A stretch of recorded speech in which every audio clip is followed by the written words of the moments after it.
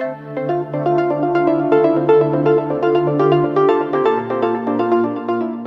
and welcome to the game highlights for Game 4 in the Google DeepMind Challenge. Today, Lee Sedol was looking for the weakness in AlphaGo, which he had not been able to find in the first 3 games. Today, he found it. Michael, show us how. Yeah, well, shall we begin with the game? Absolutely. Yes. Start point. AlphaGo is black. Yes. And at this point, it's exactly the same opening as it played in the second game.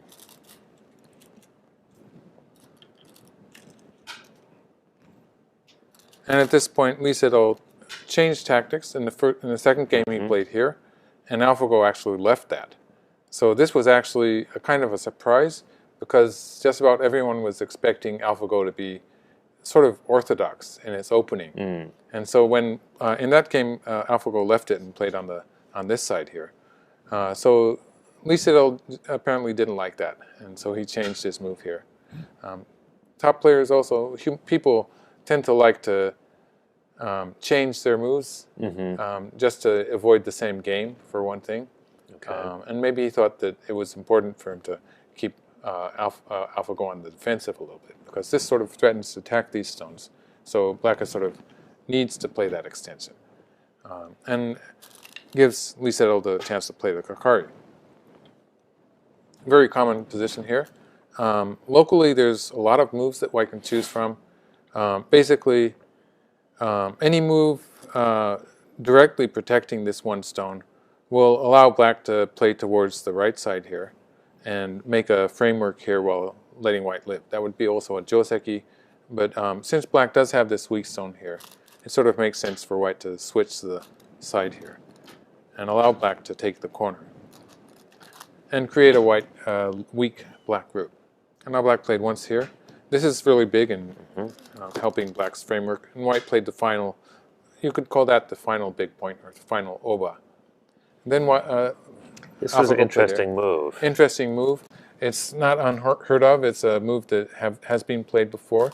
And if white had played here, black would have been satisfied to play forcing moves from outside, sort of forcing white to put a lot of stones in that corner.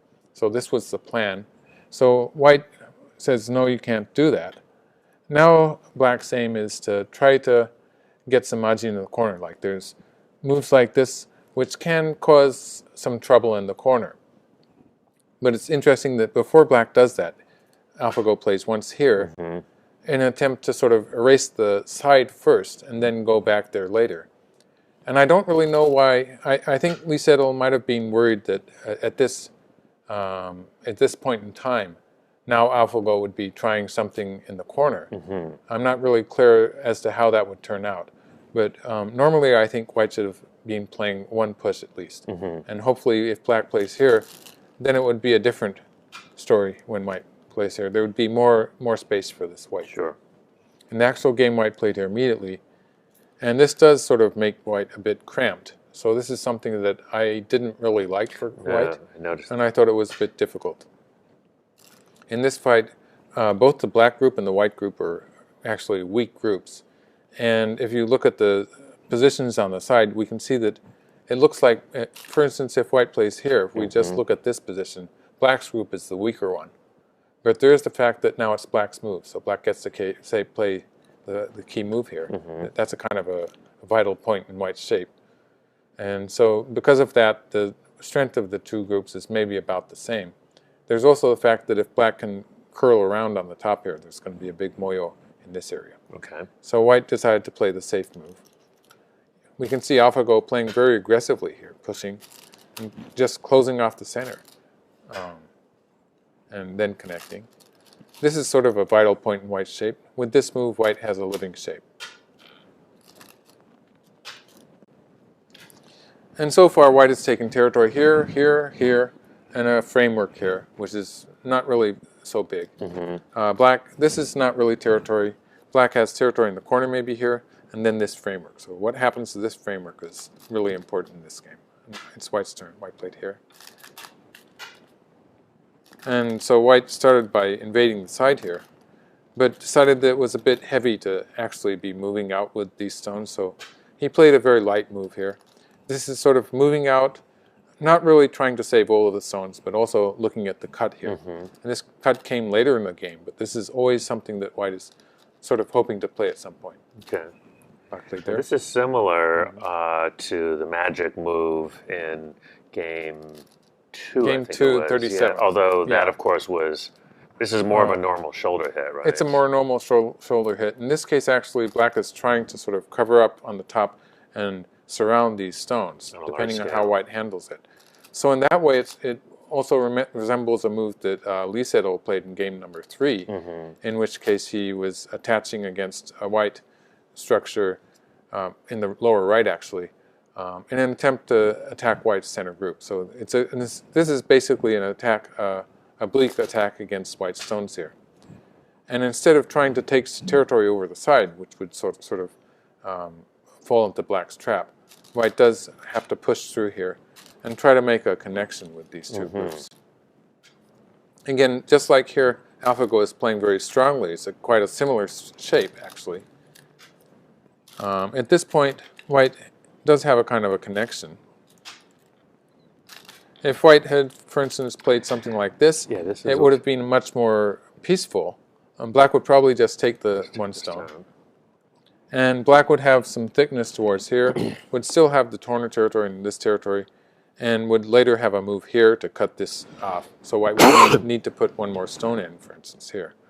And the kind of clumsy shape here is what Lee Sedol didn't like. I see. Because he also has a weak point here. So the whole group here, although it's connected and saved now, it's still not a very happy shape. So and the fact that black is thick here means that black's going to get some extra points in the center. Right. So that's why Lee Sedol just didn't like that, I suppose. Okay. And since the latter is good for white, so he escaped here. The drawback is that this move is attacking white here. It turns into a kind of a trade. Now, at this point, you were feeling pretty good for AlphaGo. Right? I think AlphaGo should have a lead at this point. And it all depends on how much white can get out of the aji here, because there's a lot of aji, or potential, especially for this stone, and the weakness in the cut and the hane here. I'm just putting a lot of stones down. This really puts these stones into... So there's a lot of, there's a little bit of potential here. And even professionals, when playing, will not be really sure whether this stone is completely dead or not. Okay. But for the time being, covering here is a very strong move for black. White can't really allow that to happen. So white had to put a stone in here. Black played here. This is large scale. Now, if this move happened to be... It turned out that white managed to destroy this black center territory with a brilliant sequence. And if that is true, if that worked actually, maybe black should have been a bit more cautious here. This would be maybe a bit over cautious, but at least something like this to avoid that kind of thing. I see. But my theory here is that the moves that Lee Sedol did to break up this center, they took me by surprise. I wouldn't be surprised if they were sort of outside the tree of variations that AlphaGo was creating, because it was a brilliant sequence. Which is really amazing, though, because, and we'll see this shortly, but I mean, AlphaGo performed virtually flawlessly in the first 3 games. Yes, and in this game also, I think AlphaGo is playing a good game. Okay. Yes. Okay. So suddenly, well, the moment Lee Sedol sort of... It's a pretty standard move, This is normal, this is normal. And black played here. Special here. This is another well, there's a choice here between this move and this move. They both have their drawbacks. The whole the situation here, this black group has some damezmari, a lack of liberties. There's weak points in black all over the place. So it is a kind of a worrying situation, however black plays. This looked like it was a safe move to me when black played it. White cuts here. Again, playing Atari and allowing white to get some stones lined up here would set up this move. And that would be a disaster for black. Yeah, collapses. Coming this side would allow this to be sente, and white would be, again, would be able to use this kind of aji to run out with a fairly good shape. And that would put these stones in trouble. So this is the move that comes to mind. It's a really nice move. It's a nice move. Now white plays here. And this is forcing. Black has to answer this. And in order to make this cut work, white really needs this move. This is a forcing move that obviously will work. Black's going to answer it. White needs this forcing move. And it still doesn't work because white cuts, black comes out here, and black can come here to capture the two stones. Right. So white needs one more forcing move here. Right. Now, if we do this in order, it's just not going to work because black can answer the final forcing move with this move. Right. And white cannot get out here. It just doesn't work. So the move that Lee Sedol played was just brilliant. And it was, he wouldn't have been playing this way to start with if he hadn't been sort of feeling the potential for this move already. I don't know if he had it completely read out or maybe just was sort of smelling something that happened. And he was very modest about it in the press conference. But all of this stuff he's doing would be sort of meaningless if he hadn't had something like this in mind when he did. This was a brilliant move. I think it got a wow out of me while I was doing the commentary. It did.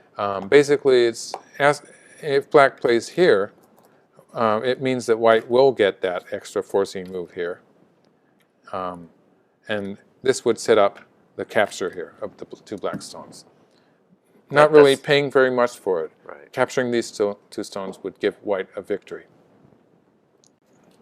In actuality, black played here.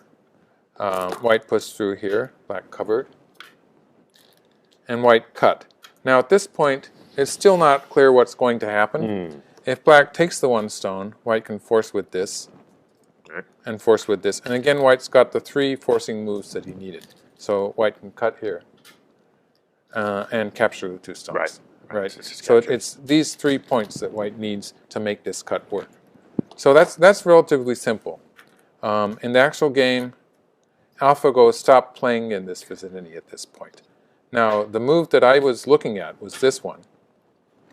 And if white plays here, it's not going to work because white cannot capture this stone and ladder. So this looks bad for white. But there is potential on this side. For instance, if white plays here and black plays here, white can push through here.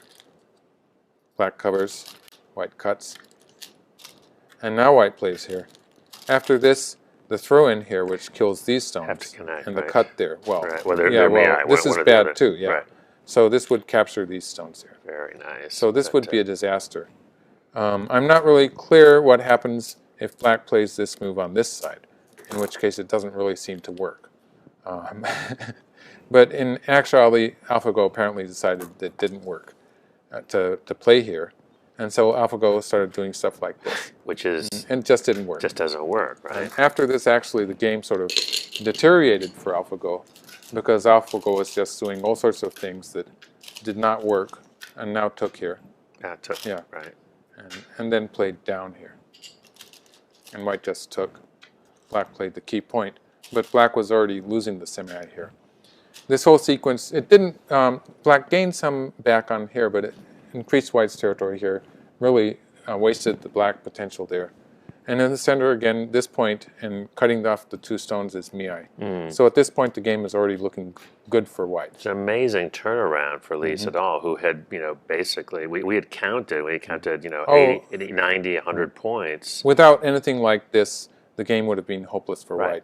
And this was really a brilliant move that was led up to by a sequence here, in which Lee Sedol was certainly sensing something there in the middle of black's territory. Well, thank you for it was a long. It seemed like a really long commentary. Again, another long, complicated game. Yes. Thanks for leading us through it. Congratulations to Lee Sedol for finally finding a weakness in a program that up until now has been virtually seemed invincible, but it's got a bit of a flaw. So we will look forward to Game 5, the final game, with great anticipation. Thank you again, Michael. Thank you.